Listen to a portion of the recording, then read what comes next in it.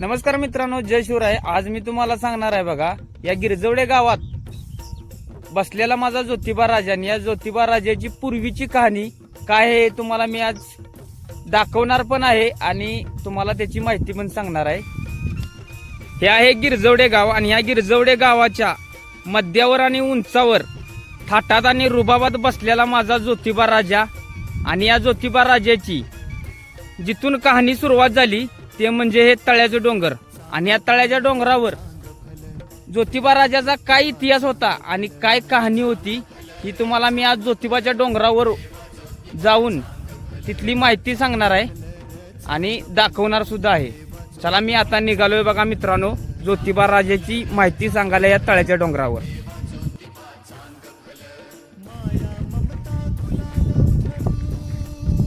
नमस्कार मित्रांनो, आपण बघा आता पोहोचलोय बघा तळ्याच्या डोंगरावर. आणि या तळ्याच्या डोंगरावर असणारं हे तळ पूर्वीच्या काळात ज्योतिबा राजाच्या काळात असणारं हे तळ. आणि या तळ्यात बघा भर उन्हाळ्यात चैत शिमग्याच्या महिन्यात सुद्धा किती पाणी आहे बघा.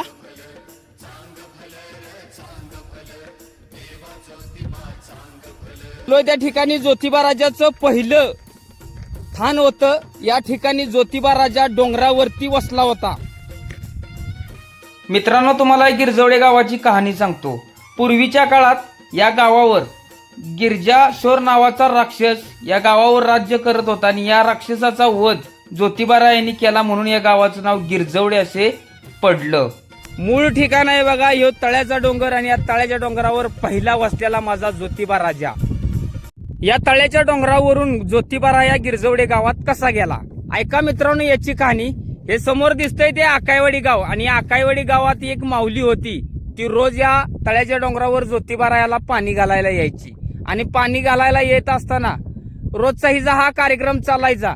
एक दिवस काळ निघून गेला, वेळ निघून गेला, ती माऊली म्हातारी झाली आणि म्हातारी झाल्यानंतर या तळ्याच्या डोंगरावर यायला तिला जमत नव्हतं आणि जमत नसल्यामुळं ती पाणी घालायला येऊ शकत नव्हते. तेव्हा तिनं ज्योतिबा रायांच्या पुढे एक तिची इच्छा मांडली, ए ज्योतिबा राया, मला तर आता जमायचं नाही तुला पाणी घालायला यायला, माझ्या बरोबर माझ्या गावात चल, मी तुला रोज पाणी घालतो, रोज तुझी सेवा करतो. म्हणून ज्योतिबा रायांपुढं तिनं तिची इच्छा मांडली. ज्योतिबा रायांनी तिला सांगितलं, तू तुझं गाव आल्यापर्यंत मागं बघायचं नाही, तू पुढं चालायचं आणि मी तुझ्या मागून यायचं. म्हणून ती म्हातारी पुढं चालली, ज्योतिबा राया तिच्या मागून चाललेत. तर ज्योतिबा राया खाली निघून गेलेत. खाली निघून गेल्यानंतर त्या म्हातारीला विश्वास नव्हता ज्योतिबा राया माझ्या मागून येतोय का नाही. म्हणून तिनं वळून मागं बघितलं आणि मागं बघितल्यानंतर ज्योतिबा राया मागं होता तसाच त्या ठिकाणी स्थानाबंद झाला आणि तिथंच तो ज्योतिबा राया बसला.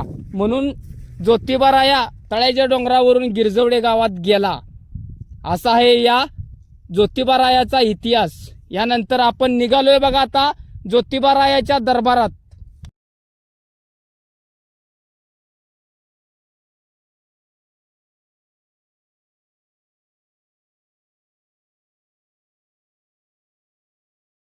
नमस्कार मित्रांनो, आता आपण पोचलोय बघा ज्योतिबा रायाच्या पायथ्याला आणि यानंतर आपण बघा ज्योतिबा रायाच्या दर्शनाला वर पायऱ्या चढून निघालोय.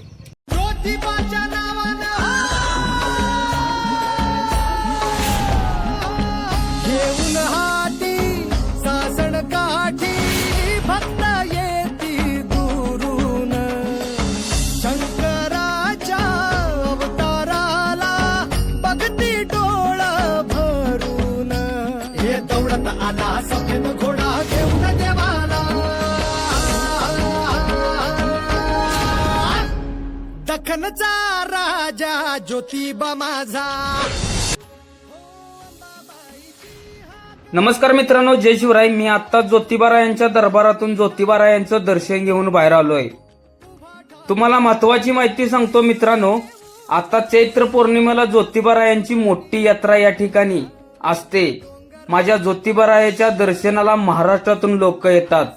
या गिरजवडे गावच्या ज्योतिबा रायांची यात्रा 12-13 एप्रिल या दिवशी आहे. माझ्या ज्योतिबा रायांची यात्रा मोठ्या थाटामाटात असते.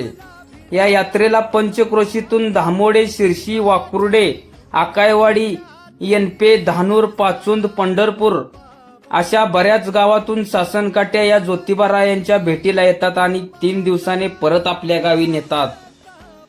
या ज्योतिबारायांची मुख्य महत्वाची माहिती आहे बघा मित्रांनो. 12 ज्योतिर्लिंगापैकी शिखर शिंगणापूर मोठा ज्योतिबा मानला जातो, त्यानंतर गिरजवड्याच्या ज्योतिबा मानला जातो आणि त्यानंतर कोल्हापूरच्या ज्योतिबाला मानला जातो. शिखर शिंगणापूर ते गिरजवडे कोल्हापूर अजून सुद्धा दवण्याची प्रथा आहे. तो दवना एकाच वेळी पडतो. करवीर, महालक्ष्मी, पन्हाळगड, राजश्री शाहू महाराजांचा वारसा असणारा कोल्हापूर जिल्हा. श्री क्षेत्र रत्नागिरीवाडी हे पर्यटन क्षेत्र असल्यामुळे कोल्हापूरच्या ज्योतिबाला मोठा मान मिळाला जातो. हा गिरजवडेचा ज्योतिबा खेडेगावात असल्यामुळे त्याला आत्तासा मान प्रसिद्धी भेटायला लागल्या. या गिरजवडेच्या ज्योतिबाचा सबिना रात्री 12ला चालू होतो आणि पहाटे 5ला बंद होतो आणि कोल्हापूरच्या ज्योतिबाचा दिवसा 12ला सबिना चालू होतो.